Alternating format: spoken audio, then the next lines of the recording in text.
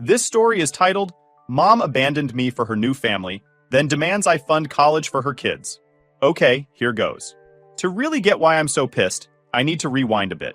My mom had me young, like just turned 20. My dad, well, he was basically a sperm donor. Mom told me he bailed the second he heard pregnant. They weren't even together long, so she let him go without asking for child support or anything. Just washed her hands of him. She said it was easier that way, and honestly, as a kid, I didn't really get it. I just knew I didn't have a dad around, and that was that. I was raised by mom and my grandparents. They were pretty solid, always there when we needed them, and they helped mom get her act together. She finished school, got a decent job, and things were okay for a while. I'd say we had a normal, single-parent family life. She dated a few guys here and there, nothing serious. Then came Tom. I was about 8 when mom met Tom. I don't remember the exact details, but I remember her coming home looking all giddy, like she'd just hit the jackpot or something. And, as a kid, you don't think too hard about this stuff. I was just like, cool, mom's happy. When Tom started coming around more, I thought it was kind of nice. He was all right, didn't give me any grief, and he'd play catch with me sometimes or take me to the park. Normal stuff. Fast forward a few years, and they're getting married. I was around 12 at the time, and while I wasn't exactly super close to Tom, I didn't mind him either. He was just there. We weren't a tight-knit family or anything, but we got along, and that was enough for me. After they got married, things changed a little. I noticed my mom being a bit more distant. Nothing crazy, but just small stuff. Like, she'd spend way more time with Tom and less with me.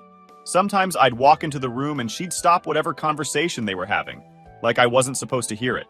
I'd ask her what they were talking about, and she'd just brush it off, saying it was adult stuff. I guess it's normal, but I'd be lying if I said it didn't sting a little. Things really shifted when I was around 16. Mom and Tom had been married a while, and then she gets pregnant. Not just once, but with twins.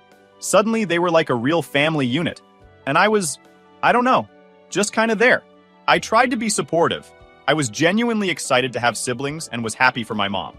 She'd been through a lot raising me on her own, and I thought this would be a good thing. But looking back, I was pretty clueless about what was coming. Once she was pregnant, things started feeling off. It was like I was an outsider in my own house. I'd try to talk to her, ask her how she was feeling, or if she needed help with anything, and she'd just get annoyed. At first, I brushed it off as her just being stressed out. Pregnancy isn't easy, right? But it kept happening. Like every time I tried to do anything helpful, she'd snap at me. Stuff like, just give me some space, okay? Or, I can't handle this right now. So, I backed off. I figured maybe she just needed her own time or whatever. Then the twins were born. And man, that's when things went from weird to full-on messed up. I remember coming home from school one day, and the house was just different. There were baby things everywhere. Mom and Tom were running around all stressed, and I felt like I didn't fit in. They were totally focused on the twins. I mean, I get it. They're babies, they need a lot of attention. But it was like I'd turned invisible. For the next few months, it was all about the twins. Every conversation, every family thing, it was all about them. I kept trying to be part of it, to be a good older sibling, but they just kind of shut me out. Mom, especially. Like, if I so much as asked her to come to one of my soccer games, she'd look at me like I just asked her to fly to the moon. You know I'm busy with the babies, she'd say every time. Eventually, I stopped asking. I stopped expecting her to be there for me at all. Then, one day, she and Tom sat me down at the kitchen table. They looked all serious, like they were about to break some big news. I honestly thought they were going to tell me we were moving or something. But nah, this was way worse. Mom starts off saying, we need to have a talk about the future. Then Tom jumps in, talking about how things are tight with the twins, and they're struggling to make ends meet. I just sat there nodding, thinking, okay, where's this going? And then she drops it. We think it would be best if you stayed somewhere else. I was stunned. What? Like, move out? Not exactly, Tom said, but he was full of crap. That's exactly what they wanted. They just tried to soften it by saying they couldn't support everyone and needed to focus on the twins. Mom was all like, you're almost an adult. You need to start learning to be independent. I was 16. I didn't even have my own car, let alone a plan for where I'd go. They knew I didn't have a job that paid more than peanuts, but they just didn't care. I tried to reason with them. I offered to get a part-time job to help out more around the house, whatever it would take to stay. But Mom shut that down real quick. She said the twins needed the resources more than I did, and that it was time I learned to take care of myself. She made it sound like they were doing me a favor by pushing me out. It was like they'd already made up their minds, and nothing I said would change it. So I did the only thing I could think of. I left, packed a bag, went to my grandparents' house, and that was it. No goodbye, no we'll miss you, just gone. I didn't even know where to go, really. But my grandparents, bless them, didn't even question it. They just took me in. No strings attached. I stayed up that night just replaying the conversation over and over. It was like this whole thing was a bad dream, but I was wide awake. I mean, who does that? Who just decides their kid is too much and shoves them out? They didn't even give me a chance to prepare or make a plan. They just wanted me gone so they could play happy family without me. And honestly, that's when I knew I was done with them. They didn't want me. They wanted a fresh start without the baggage of a kid they hadn't planned for. So, yeah, that's how it all started. So after my mom and Tom kicked me out, I crashed at my grandparents' place. They didn't ask many questions, just let me settle in and made sure I was okay. I could tell they were hurt by what my mom did. They didn't say it directly, but every now and then, I'd catch my grandma looking at me with this sad look, like she just couldn't wrap her head around it. Life with my grandparents was stable, but I knew I couldn't lean on them forever. They were getting older, and I didn't want to be a burden. I was already trying to figure out how I could make things work for myself. I was 16, barely scraping by at my part-time job, which was paying pennies. I was juggling school, work, and the feeling that I'd been totally cut off from my own family. Fun times. Meanwhile, my mom and Tom just kept living their best lives. I'd hear from people in town that they'd been showing off the twins everywhere, like they were the perfect little family. And me? I was just forgotten. Sometimes I wondered if they even noticed I was gone. They never called, never checked in, nothing. Just radio silence. Once I turned 18, I knew I needed to figure things out fast. My grandparents were supportive, but they weren't exactly loaded. They couldn't pay for college, and I didn't want to rely on them for more than I already had. So I decided I'd go to college on my own terms. I applied for every scholarship, grant, and loan I could think of. My aunt stepped up, bless her heart, and co-signed one of my loans, basically giving me the one shot I needed to get in. The reality of college hit hard, though. I had to work a job, or two sometimes, to keep up with the bills. It was brutal. Full days of classes, then straight to work, then hours of studying at night. Sometimes I'd run on maybe 4 hours of sleep if I was lucky. My friends were out there enjoying the college experience, while I was just trying to survive it. But honestly, I didn't mind. I was used to hustling. I was used to doing things on my own. And still, not a word from my mom. Not for my birthday, not for Christmas. Nothing. I graduated, and the only people who showed up were my grandparents and my aunt. I scanned the crowd, maybe hoping to see my mom there, even if she'd just come to stand in the back. But nope, she wasn't there. And that was the moment I finally accepted she didn't care. She didn't care about me, and she probably never would. But I was done feeling sorry for myself. I had a degree, I had loans to pay off, and I was determined to make something of myself. I managed to land a decent entry-level job right after graduation, and I took it as a fresh start. I got my own tiny apartment, barely enough room to breathe, but it was mine, and I was proud of it. Those first few years out of college were rough. My pay was just enough to scrape by. I was living paycheck to paycheck, hitting ramen noodle levels of broke, but I was doing it. My mom, in her infinite wisdom, apparently heard through the grapevine that I was making it, but still, no contact. Which honestly was fine by me. I didn't need her validation. I was working hard, and I was proud of myself even if no one else was. Eventually, things started looking up. I got promoted a couple of times, started earning more, and for the first time, I wasn't constantly stressing about bills. I could finally breathe a little, save a little, and think about the future without that constant pressure weighing me down. I was actually building a life for myself.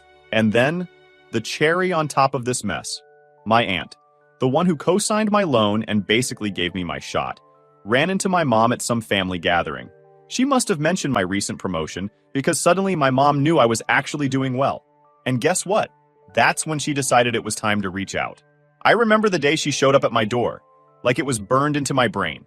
I hadn't seen her in years. When I opened the door, it felt surreal, like some kind of weird family reunion I hadn't signed up for. She was standing there with Tom, and they both had this forced smile plastered on their faces.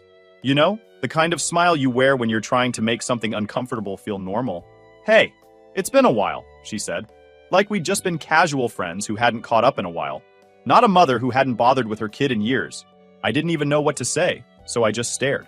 Part of me was still that teenager who wanted her to care, who wanted her to say she'd made a mistake.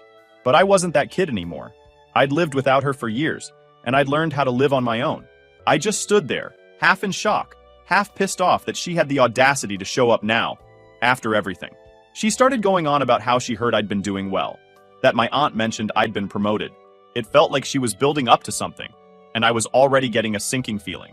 Tom chimed in, trying to make small talk about how proud they were of me. Yeah, sure. They'd acted like I didn't exist for years, and now they're proud? Give me a break. Then she hit me with it. She said things had been hard for them lately, that Tom's business wasn't doing so well, and, oh yeah, the twins were about to start college. It didn't take a genius to see where this was going. She was here because she wanted something. After all these years, the first time she shows up at my door, and it's not to reconnect, it's to ask for a handout. I told her I wasn't interested in hearing a sob story, and that if she was just there for money, she could leave.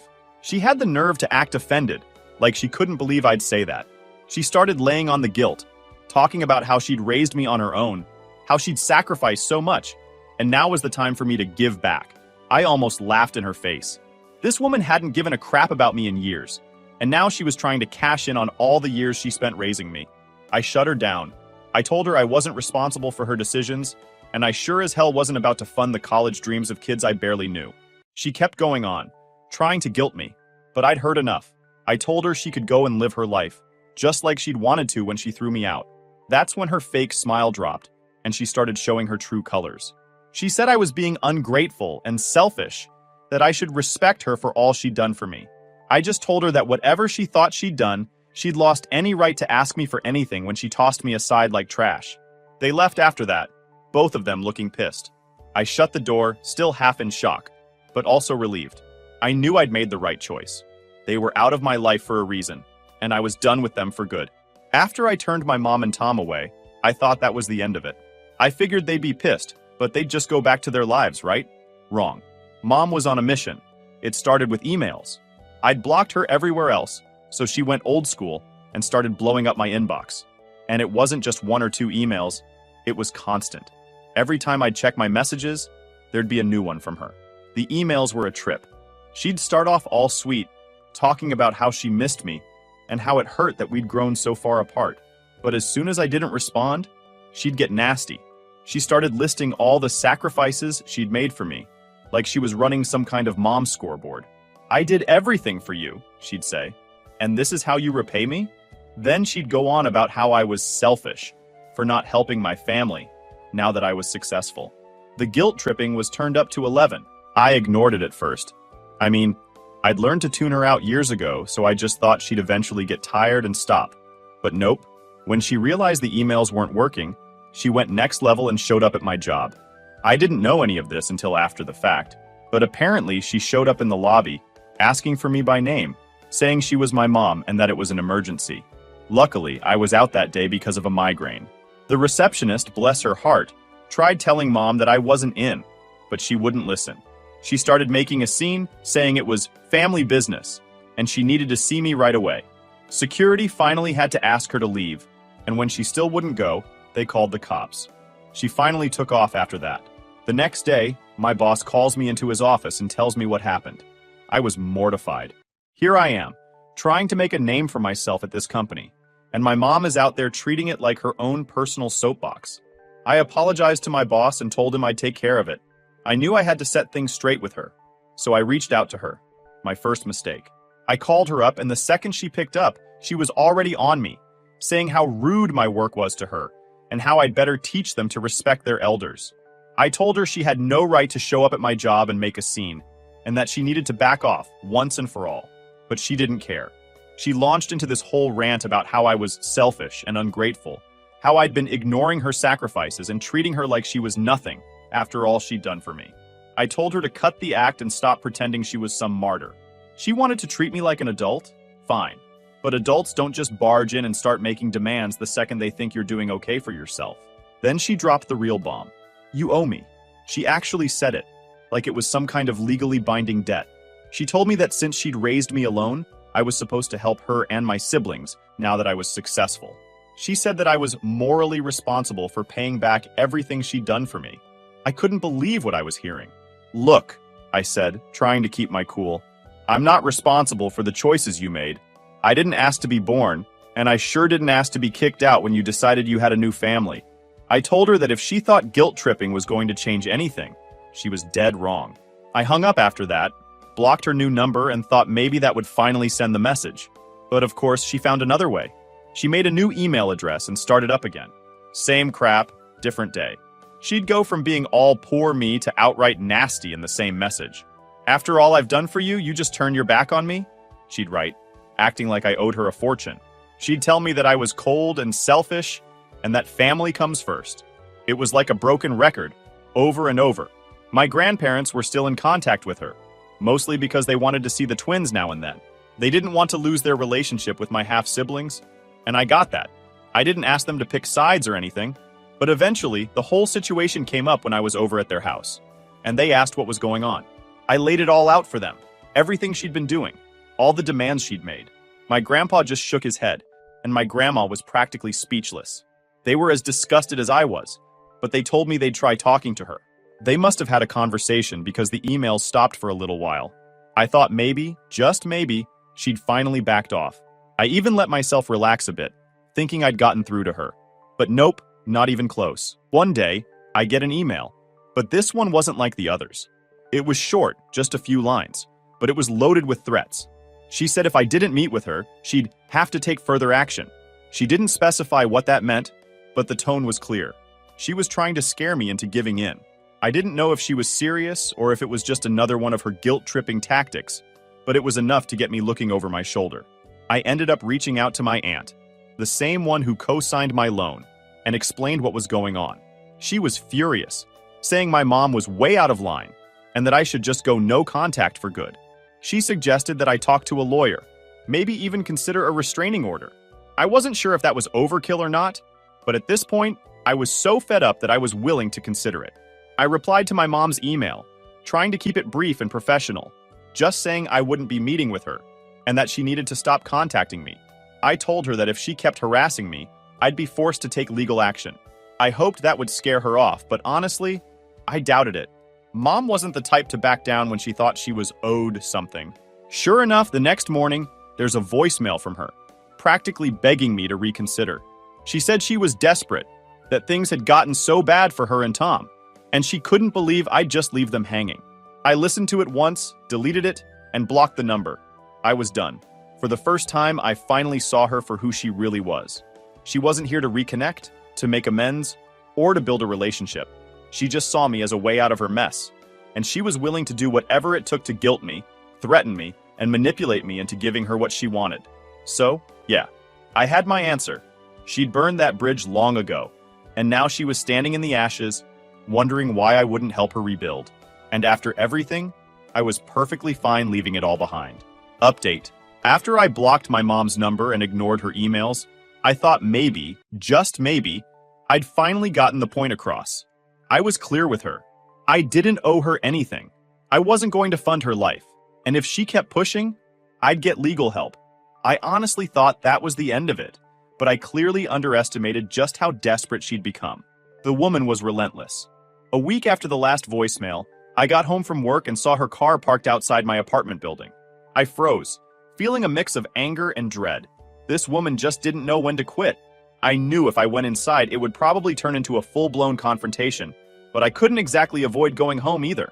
I took a deep breath, walked past her car, and tried to ignore her as I headed up to my apartment.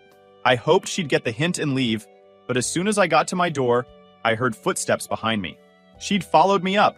Before I could even get my keys in the lock, she started on her usual spiel. "Do you really think this is fair?" she demanded, her voice all shaky, like she was about to cry. "After everything I did for you, you're just gonna turn your back on me?" I didn't even want to engage, but I was tired. Tired of the emails, tired of the voicemails, tired of the guilt tripping and the surprise pop-ups. I turned around and faced her, trying to keep my cool. "Look, we've already been over this," I said, keeping my voice steady. "You decided I wasn't part of your family years ago. I don't owe you anything. So stop showing up at my job, stop emailing me, and stop coming to my apartment." She looked at me like I'd just slapped her. "You're acting like I kicked you out for no reason. You were old enough to take care of yourself. You didn't need me anymore, she argued, her voice rising. But now you have a responsibility to your siblings. They're family. I couldn't believe the nerve. You're right. I didn't need you. I figured it out on my own. But guess what? That means I don't owe you or anyone else a thing. That's when she lost it. She started yelling about how ungrateful I was, how she sacrificed everything to raise me alone, and that I was turning my back on her when she needed me most. It felt like we were stuck in this endless loop, where she'd rant about all the things she'd done for me, like I was supposed to be eternally grateful. But the way I saw it, a parent doesn't get to hold raising their kid over their head forever, especially not when they kicked that kid out when it was convenient. I tried to walk inside, but she stepped forward and blocked me. I told her again that she needed to leave, but she just kept going, switching from angry to pathetic in the blink of an eye. Please, she begged, her voice breaking. I have nowhere else to turn. The twins need a chance. I just need a little help, that's all. After everything I've done, you can't just leave us like this. At that point, I'd had enough. I took out my phone and told her that if she didn't leave, I'd call the police. She looked stunned, like she hadn't expected me to take it that far. But I was serious. I wasn't going to keep putting up with this. She must have seen that I meant it because she finally stepped back, looking defeated. She muttered something about me being heartless and cold, but I didn't care. I'd heard it all before. She turned and stormed off down the hall, but before she disappeared, she threw one last thing over her shoulder. You'll regret this someday. Family is all you have. When everyone else turns their back, you'll remember who took care of you. I just stood there, watching her walk away, feeling this mix of relief and sadness. I knew she wouldn't change, but it was like a final nail in the coffin. This was the woman who raised me, and all she saw me as now was a meal ticket, a quick fix to her problems. There was no point in hoping for a happy ending with her. She'd made her choice a long time ago, and so had I. I went inside, locked the door, and let out a breath I didn't know I was holding. It felt like I'd finally taken the last step in closing that chapter of my life. She'd shown me over and over who she really was, and I was done pretending she'd ever be anything else. The next day, I reached out to a lawyer to talk about a restraining order. I didn't know if I had enough to actually get one, but I figured it was worth looking into. I wasn't going to live my life constantly looking over my shoulder, waiting for her to show up. The lawyer advised me to document everything: emails, voicemails, the incident at my job, and now her coming to my apartment. He said it might be enough to build a case, but he'd keep me posted. For the first time in years, I felt like I was finally taking control. I wasn't just reacting to her anymore. I was putting up a wall and making it clear that I wasn't here to be manipulated or guilt-tripped. I spent years feeling like I was just a burden to her, someone she tolerated until she found something better. But now I knew better. I didn't need her approval or her love, if that's what you could even call it. Over the next few weeks, I focused on myself. I threw myself into work, spent time with friends, and even started thinking about moving to a new apartment. It felt like the perfect time to start fresh, away from all the drama she kept dragging me into. I was ready to build a life on my own terms, without her hovering in the background, waiting for her next chance to swoop in. Final update. So, here we are. After everything I've been through with my mom, I thought I'd seen it all. The guilt trips, the stalking at my job, showing up at my apartment unannounced. But just when I thought she'd finally backed off, she managed to outdo herself in the worst possible way.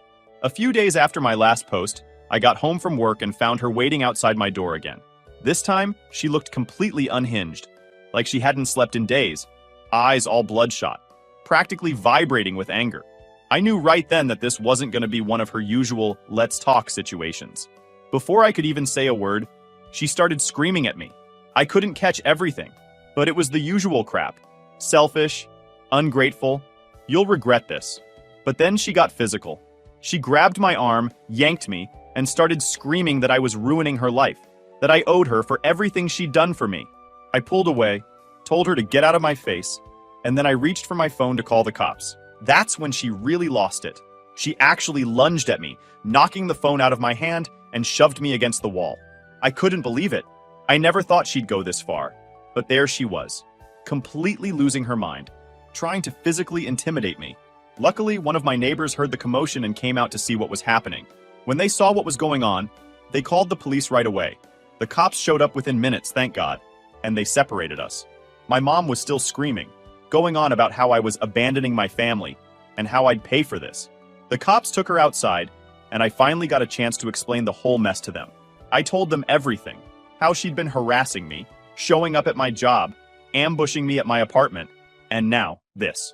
After a bit of back and forth, they ended up arresting her for assault.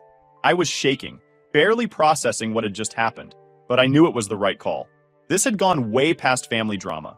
This was straight up harassment and now assault. They took her away, and that's when I knew I was absolutely 100% done. The next morning, I called my lawyer, explained everything, and got started on the restraining order. I handed over every piece of evidence I had: the emails, the voicemails, a police report from her showing up at my work, and now this latest incident. The lawyer said I had more than enough for a solid case and that we'd get everything in place as soon as possible. It felt surreal, but at the same time, it felt like closure, like I'd finally hit a point where I could walk away without looking back. In the days after, I heard from a couple of family members who'd found out what happened.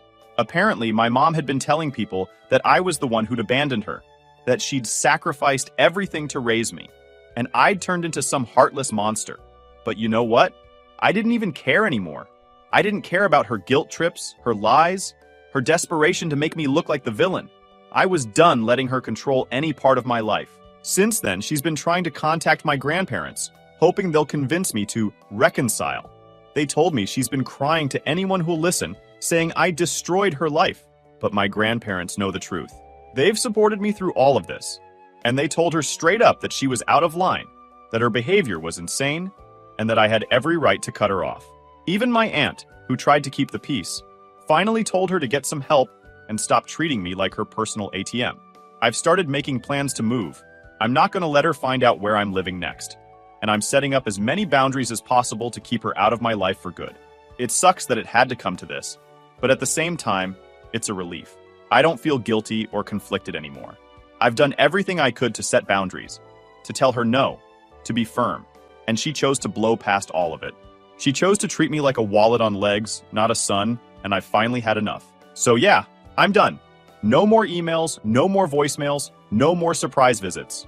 The restraining order's in place, I'm moving, and I'm putting as much distance as I can between me and her. Family or not, I'm not putting up with this level of toxicity. She made her choices, and I'm making mine. If you're reading this and dealing with something similar, I guess my advice is this.